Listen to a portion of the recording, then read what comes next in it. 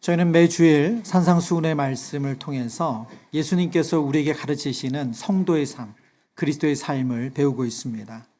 산상수훈은 그리스도인은 이 세상에 사는 사람들과 세상의 가치를 따르는 사람들과 다른 삶을 산다고 알려주십니다.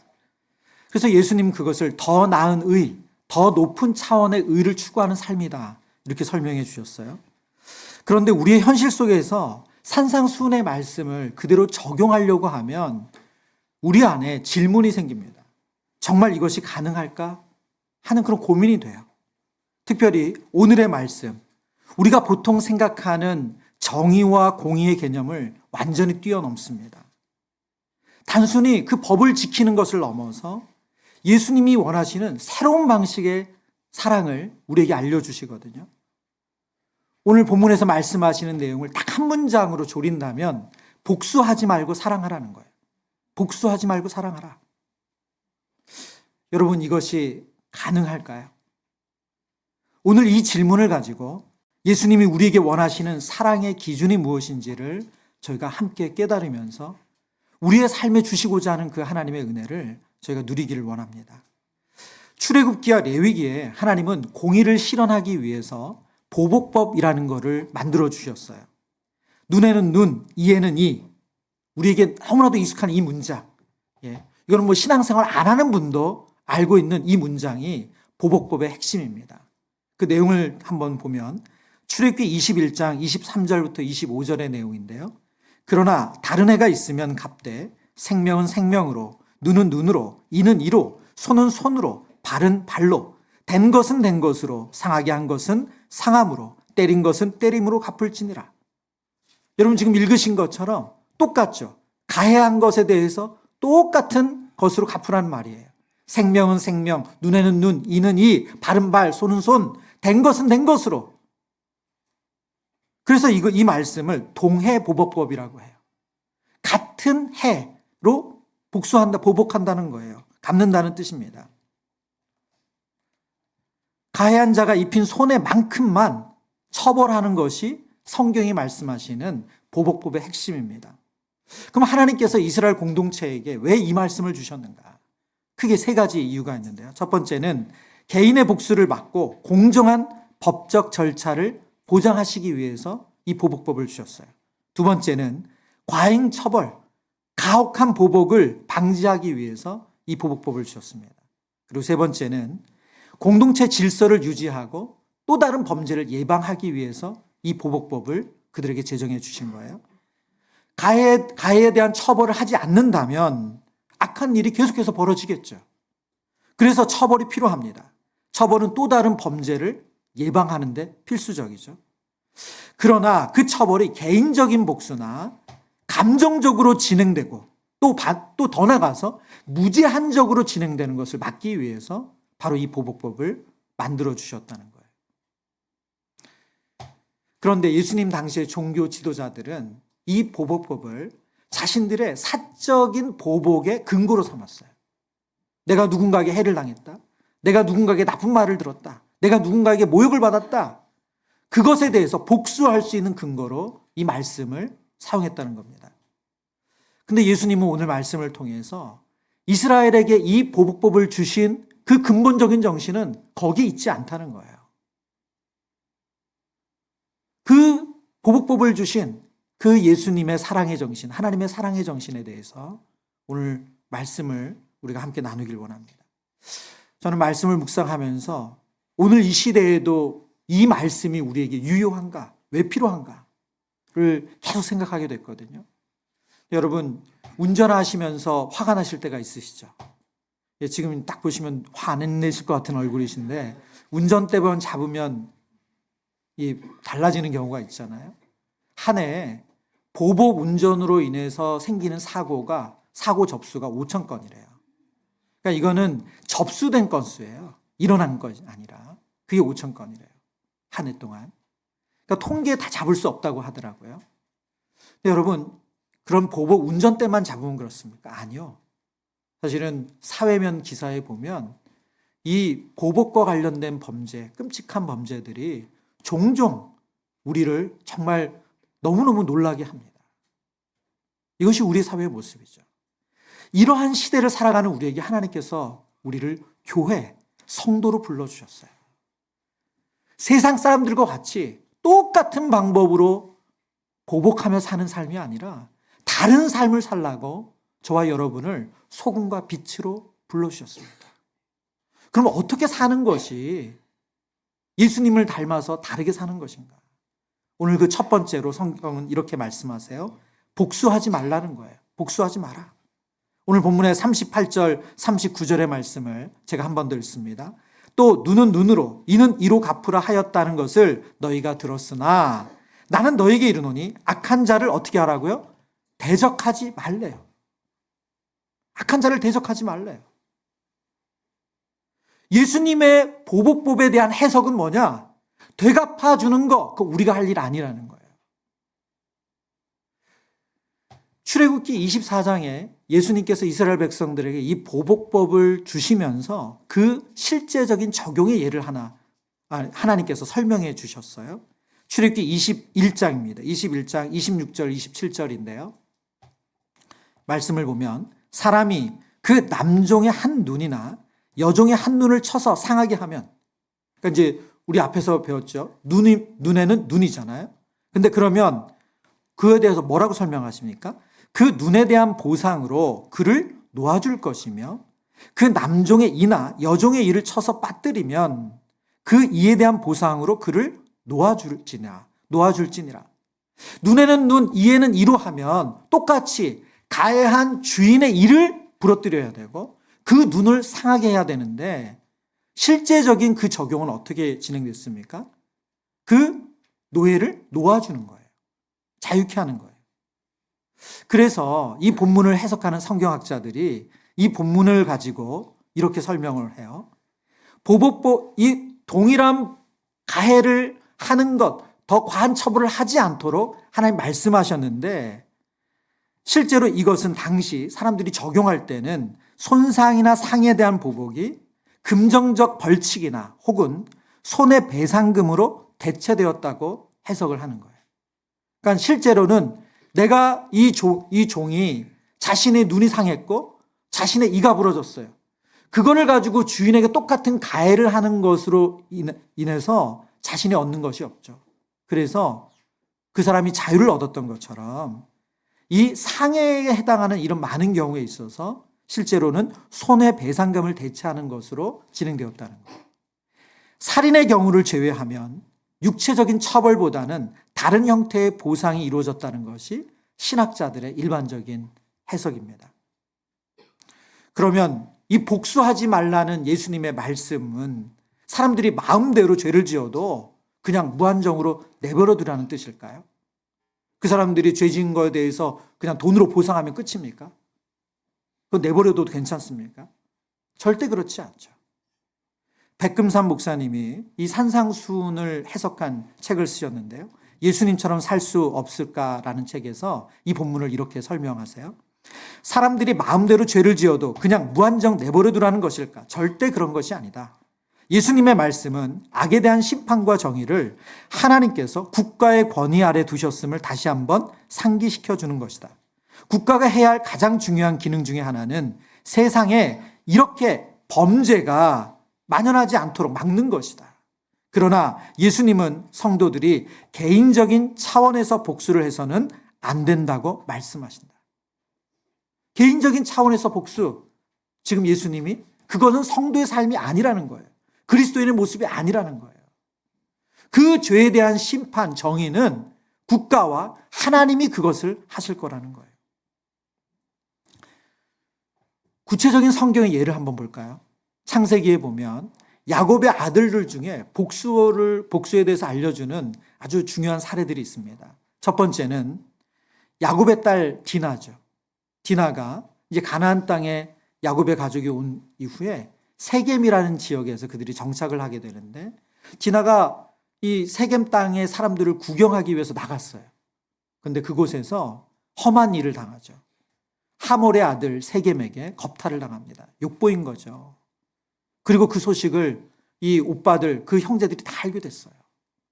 특별히 시므온과 레위가 그것에 너무너무 분노한 나머지 이 세겜과 하몰을 속입니다. 어떻게 속이냐면 디나와 결혼하려면 우리 가족들과 결혼하려면 우리 남자 형제들은 다 할례를 받는다.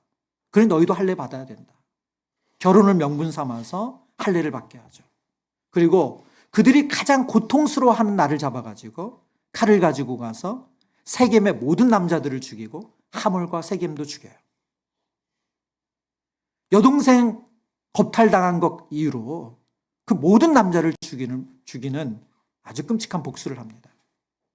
그리고 그 일로 인해서 가나안의 모든 족속이 야곱의 가족을 적으로 돌리게 됩니다. 두 번째 사례인데요. 시몬과 레위와 아주 대조를 이루는 사건입니다. 바로 야곱의 아들 요셉의 일이죠. 요셉은 아버지 야곱의 편애를 받았습니다. 그래서 형제들은 그것을 늘 고깝게 생각했어요. 근데 그 고가운 정도가 너무 지나쳐서 죽이고 싶은 거예요. 어느 날 요셉이 멀리서부터 오는 것을 보고 죽이기로 작정하죠. 그러나 실제로 죽이려고 하니까 그것은 합당하지 않다. 말리는 형제들이 나오죠. 그래서 미디안 상인들에게 노예로 팔아버립니다. 결국 애굽의 노예가 됐어요. 하나님의 섭리 가운데 요셉이 애굽의 총리가 되고 큰 이 가뭄이 들었을 때 야곱의 가족들을 다 살리게 되는 그런 통로로 사용이 되어집니다. 그런데 야곱이 살아생전에는 요셉의 형들이 안심했어요. 아버지가 계시니까 우리에게 해코진 하지 않겠지. 그런데 아버지 야곱이 소천했어요. 그러고 나니까 형들이 너무너무 두려워진 거예요.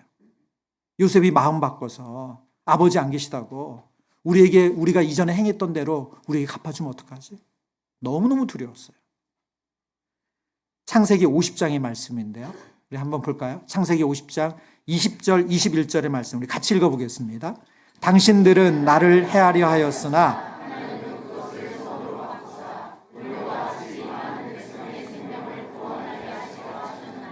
당신들은 두려워하지 마소서. 내가 당신들과 당신들의 자녀를 기르리이다 하고 그들을 간곡한 말로 위로하였더라.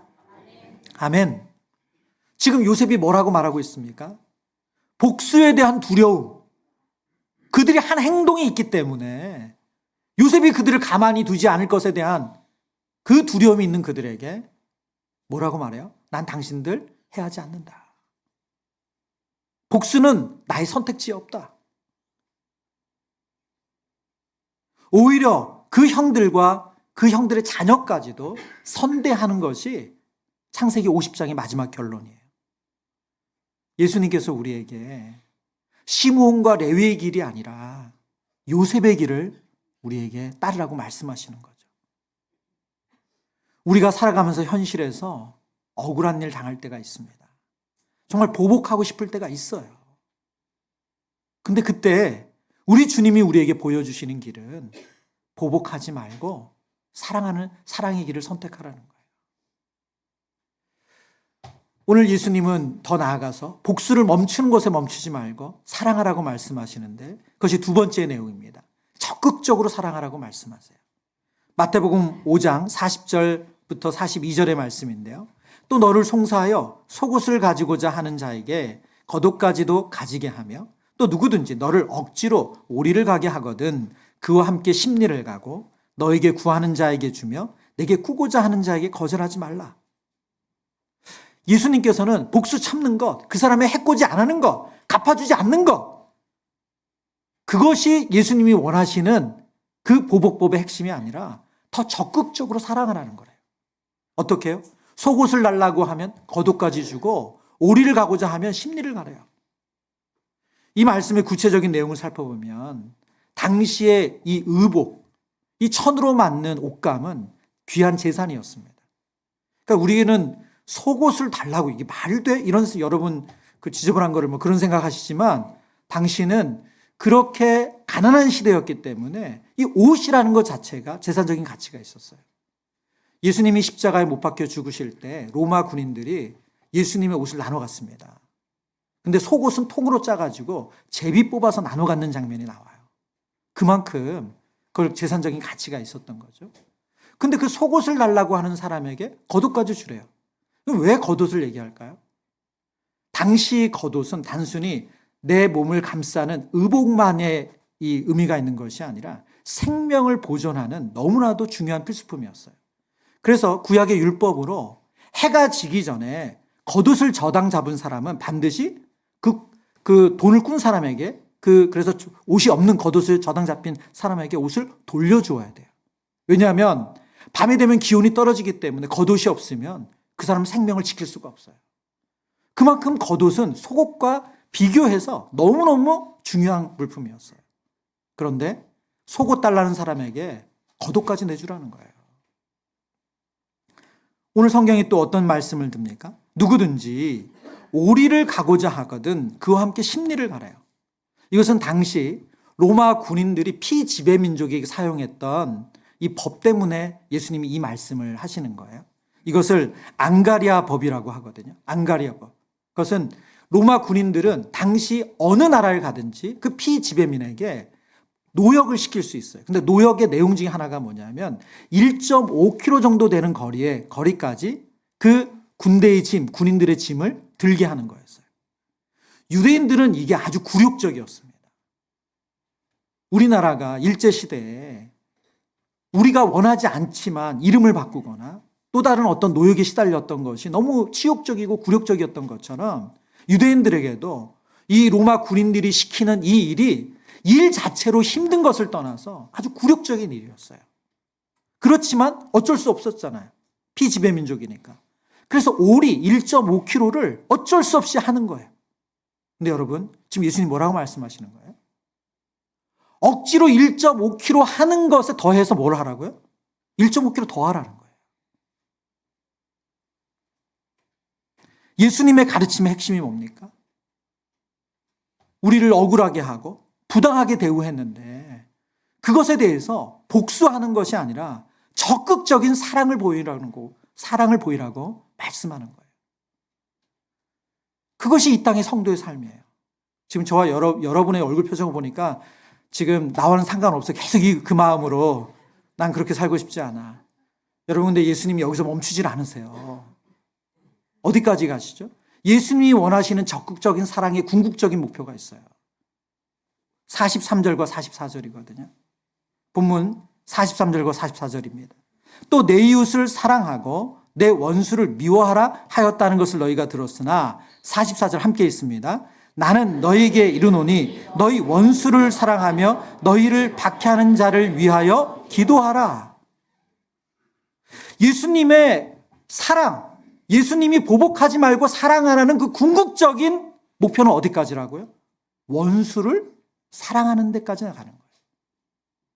여러분, 이 원수는 저와 여러분의 집에 있는 왼수가 아니에요. 그분들이 아니고 정말 저와 여러분을 고통스럽게 하고 너무너무 억울하게 하고 우울증에 빠지게 하고 정말 삶을 무너뜨리게 하는 그 원수를 말해요. 왜 지금 예수님이 이렇게 말씀하실까요? 지금 오늘 본문에서 우리가 먼저 확인할 게 하나 있어요. 원수를 미워하라고 성경에 가르쳤대요. 그럼 이게 진짜 맞는가? 당시 종교 지도자들이 레위기의 말씀을 가지고 이렇게 해석을 했거든요. 레위기 말씀을 보죠.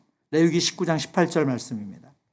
원수를 갚지 말며 동포를 원망하지 말며 내 이웃 사랑하기를 내 자신과 같이 사랑하라. 나는 여호와이니라. 이 말씀을 가지고 그들은 이방인을 원수로 여겼어요. 왜냐하면 이웃에는 내 동족, 내 민족만 이웃이라고 생각했기 때문에 그래요. 그래서 이웃은 사랑해야 되지만 이웃이 아닌 이방인들은 미워해도 돼. 사랑하지 않아도 돼. 그래서 그들이 원수를 미워해도 된다고 해석하고 가르쳤던 거예요. 근데 예수님은 오늘 이 말씀이 그들이 오해하고 잘못 적용하고 있다고 알려주시는 거예요. 율법이 가르치는 이웃 사랑에는 제한이 없어요. 이방인, 나그네, 그 모두가 다 그들이 사랑해야 할 대상이라는 거예요. 오늘 이어서 성경은 원수를 사랑해야 되는 이유를 이렇게 저에게 설명해 주세요. 마태복음 5장 45절인데요. 이같이 한즉 하늘에 계신 너희 아버지의 아들이 되리니 이는 하나님이 그 해를 악인과 선인에게 비추시며 비를 의로운 자와 불의한 자에게 내려주심이라. 왜 우리가 원수까지도 사랑해야 되는가? 하나님은 그 모든 사람에게 제한 없이 은혜를 베풀어 주신다는 거예요. 선인이나 아니나 상관없이 하나님은 그들을 긍휼히 여기시고 그들이 은혜 베풀어 주신다는 거예요. 그 은혜 베푸신데 차별이 없다는 거예요. 그래서 우리도 차별하지 않아야 된다. 지금 그 말씀을 하시는 거예요. 근데 여러분, 이 말씀을 읽으시면서 저희들이 가지는 기본 좀 전제가 있어요. 그게 뭐냐면 나는 선인이고 나를 괴롭히는 누군가는 악인이에요. 근데 여러분, 저와 여러분은 선인입니까? 악인입니까? 저와 여러분이 원수된 적은 없나요?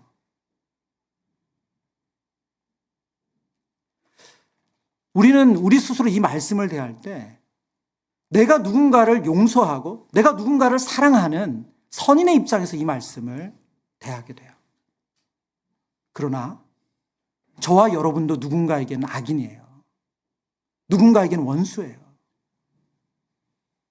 제가 저희 집에 한 아이와 이야기하는데 그 아이가 그런 말을 하더라고요. 아빠, 나도 알아. 나도 누군가에게는 X연이야. 이러는 거예요. 여러분, 저와 여러분이 누군가에게는 악인이에요. 그리고 원수예요. 무엇보다 하나님 앞에서 우리는 본래 악인입니다. 예수님을 배신한 원수고 죄인이에요. 우리가 죄인 되었을 때, 우리가 원수 되었을 때, 우리가 경건하지 않을 때 그런 우리를 위해서 예수님이 십자가에 죽으셨고 하나님의 사랑을 확증해 주셨다고 말씀하세요. 여러분, 이 은혜를 우리가 받았기에, 이 은혜를 하나님으로부터 베푸심을 우리가 누렸기에 우리 주님께서 우리에게 원수까지도 사랑하라고 우리에게 요구하시는 거예요. 그리고 그 사랑의 시작점이 뭡니까? 그 원수를 위하여 기도하는 거래요. 너희 원수를 사랑하며 너희 박해하는 자를 위하여 뭐 하라고요? 기도하래요. 오늘 이 말씀이 이론이 아니라 실제 삶에서 적용될 때 얼마나 힘든 것인지 아마 해보신 분은 알 거예요. 얼마나 고통스러운 말씀인지 아실 거예요. 이름만 떠올려도 분이 나고 얼굴이 화끈거리고 아직도 그 사람, 그 나를 괴롭혔던, 나를 힘들게 했던 그 사람 때문에 내가 여전히 피해를 입고 있는데 그 사람을 위해서 기도하라는 말씀. 너무너무 어려운 이야기죠. 그 사람을 위해 기도하고 싶지 않은데 억지로 기도해야 하는 걸까? 정말 미워하는 사람을 위해 기도하면 내 마음이 바뀔까? 우리 안에 이런 질문이 있습니다. 원수를 위한 기도는 우리의 감정이 준비되었을 때 시작하는 것이 아니에요. 감정이 따라오지 않더라도 순종하는 마음으로 입을 여는 것이 기도의 첫걸음입니다. 우리의 기도를 통해서 하나님께서 우리의 마음을 바꿔주기 시작하세요. 물론 이것이 하루아침에 기적처럼 갑자기 그 사람만 생각하면 눈물이 나고 긍휼이 여겨지고, 여러분, 이런 기적 쉽지 않습니다. 아니요, 더 기도하면서 화가 나요. 그걸 요구하시는 하나님께 원망이 생겨요. 그렇지만 저와 여러분이 하나님 앞에 악인이었고 저와 여러분이 누군가에게는 악인이고 원수였고 그런 우리를 용서해 주시고 사랑하셨다는 그 은혜를 우리가 기억할 때 우리가 기도의 자리에 나갈 수 있습니다. 하나님, 솔직히 저는 그 사람 용서할 마음이 없습니다. 그러나 주님이 기도하라 하셨기에 저는 순종합니다. 주님, 제 마음을 움직여 주세요. 이렇게 기도의 입술을 떼는 거예요. 처음에는 원수를 위한 기도 한마디 하는 것 너무 쉽지 않습니다. 그러나 우리의 감정과 상관없이 우리가 순종의 기도를 시작할 때 하나님이 우리의 마음을 조금씩 만지세요. 오늘 성경이 우리에게 원수를 미워하는 미워하는 그 사람을 위해서 기도하라고 말씀하시는 이 과정에는 하나님께서 그 사람을 바라보는 관점을 바꾸시는 것이 있어요. 예수님께서 십자가에 달리셨을 때 예수님을 못 박는 사람들을 위해서 어떻게 하셨습니까? 그들을 용서해 달라고 기도하셨어요. 예수님이 이렇게 기도하셨죠. 아버지여, 저들을 사하여 주옵소서. 자기들이 하는 것을 알지 못함이니이다.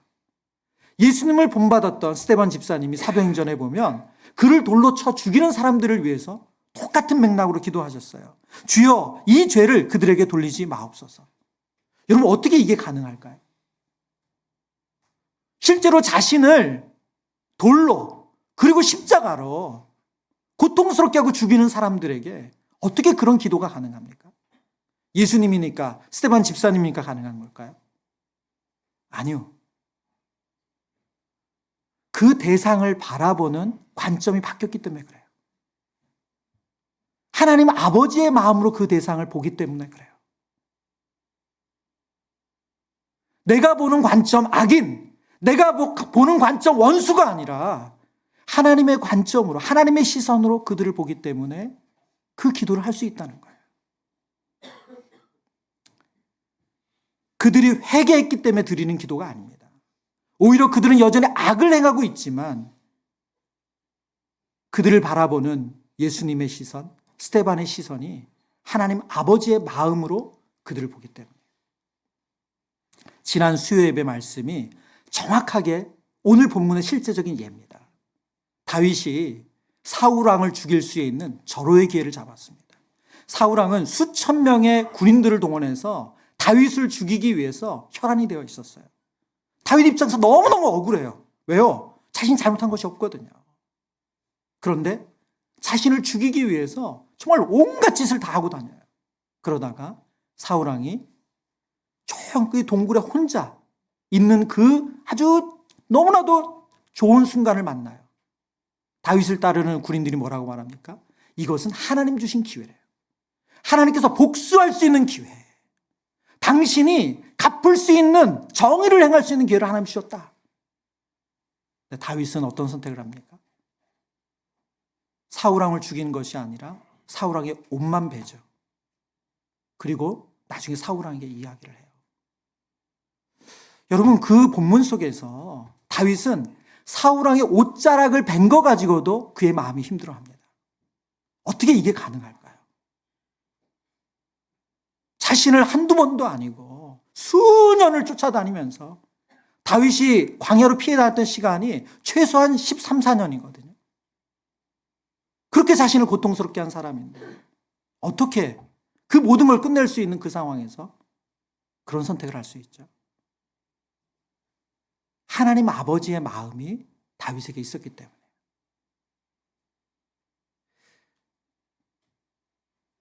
억울한 나, 괴롭힘을 당한 나, 나의 시선으로 보면 사울은 죽어 마땅합니다. 그러나 하나님 아버지의 마음으로 보면 사울의 옷자락 된 것만으로도 괴로워할 수 있는 것이 성도의 모습이라는 거예요. 저와 여러분의 마음에 이 하나님의 마음, 우리 주님의 마음이 부어지기를 축원합니다. 세 번째로 예수님이 요구하시는 사랑은 기준을 낮추지 말라는 거예요. 오늘 본문 46절, 47절인데요. 너희가 너희를 사랑하는 자를 사랑하면 무슨 상이 있으리요? 세리도 이같이 아니하느냐? 또 너희가 너희 형제에게만 무난하면 남보다 더하는 것이 무엇이냐? 이방인들도 이같이 아니하느냐? 지금 예수님 무슨 말씀하시는 거예요? 너희가 사랑하고 싶은 사람, 그 사람만 사랑하면, 그리고 너희를 사랑하는 사람, 잘 대해주는 사람, 그 사람을 사랑한다면 무슨 상이 있냐? 그 세상도 다 그렇게 하지 않느냐 하는 거예요. 그것은 하나님이 우리에게 주신 사랑의 기준이 아니라는 거예요. 그럼 하나님이 우리에게 요구하시는 사랑의 기준은 뭡니까? 우리가 바로 앞에서 묵상했죠. 원수까지도 사랑하는 거예요. 나를 박해하는 그 원수를 위해서 기도할 수 있는 거예요. 예수님은 우리가 사랑해야 될 대상을 제한하지 않으셨습니다. 그리고 그것을 뭐라고 표현하시냐면 그게 바로 아버지의 온전하심과 같이 너희가 온전해지는 길이래요. 48절의 말씀인데요. 같이 읽어보겠습니다. 그러므로 하늘에 계신 너희 아버지의 온전하심과 같이 너희도 온전하라. 오늘 본문에서 온전하라는 이 말씀은 완벽하다는 뜻이 아니에요. 하나님 우리에게 요구하시는 것은 완벽함이 아닙니다. 바로 아버지 하나님을 닮는 거예요. 아버지 하나님의 마음을 담는 것, 그게 온전함이에요. 나를 박해하는 원수를 위해서 기도를 시작하는 것, 그게 온전함이라는 거예요. 여러분, 앞서서 산상수훈의 설교, 산상수훈의 예수님의 말씀이 우리의 마음에 계속 질문을 만든다고 했어요. 이게 도대체 가능한가? 좋은 것은 알겠는데, 이상적인 것은 알겠는데, 실제로 내 생활에서, 내 삶에서 정말 그게 가능한가? 그런 질문을 낳는다고 말씀드렸습니다. 너무너무 높은 수준의 요구를, 원수를 위해서 기도하고 원수를 사랑하라는 이 높은 수준의 사랑의 요구를 과연 우리가 할 수 있나? 여러분, 이 질문이 생기는 게 맞습니다. 이상하지 않아요. 그래서 저와 여러분이 이 예수님의 말씀을 들으면 낙심할 수밖에 없어요. 나 안 돼. 나 저렇게 못 살아. 맞습니다. 우리의 자기중심적인 죄된 본성의 자연인으로서는 이 일은 불가능해요. 여러분, 어떻게 가능하겠어요? 저는 우리 많은 성도님들의 기도 제목을 듣고 기도하면서 정말 삶이 지옥 같은 삶을 살아오신 분들 참 여러 분을 뵀어요. 그 당하고 겪어온 일을 생각하면 억울해서 잠을 잘 수가 없어요. 분해서 정상적인 삶을 살 수가 없어요. 근데 여러분, 어떻게 가능할까요? 어떻게 하나님을 사람으로 사는 게 가능할까요? 죄된 나는 죽고 내 안에 예수님으로 채워지는 거예요. 내가 주인이 아니라 예수님이 우리의 삶의 진정한 주인 될 때만 이 예수님의 요구를 순종하고 이루는 것이 가능한 줄 믿습니다. 여러분, 우리의 영적인 싸움의 핵심은 거기에 있어요. 그 산, 그 어떤 문제에 갇혀 있지 않아요. 저와 여러분이 나는 죽고 예수님이 저와 여러분의 진정한 주인 되실 때 오늘 예수님께서 원수를 위해서도 기도해라, 사랑하라 말씀하시는 이 높은 수준의 요구가 저와 여러분의 삶을 통해서 이루어지는 줄 믿습니다. 말씀을 정리합니다. 설교를 준비하면서 이 복수에 대한 여러 가지 이제 기사나 이런 내용들을 검색하게 됐거든요. 그러다가 더 글로리라는 드라마, 저는 사실 이 드라마를 보진 못했어요. 근데 이 드라마에 대한 영화 비평이 있는 거예요. 근데 영화 비평의 내용이 오늘 본문의 메시지를 너무 잘 담고 있어요. 이런 내용입니다. 적절한 복수란 존재하지 않는다. 애초에 측정 불가능한 광기의 감정이기 때문이다. 복수할 땐 두 개의 무덤을 파라는 말처럼 복수는 근본적으로 자기 파괴적이고 소모적이다.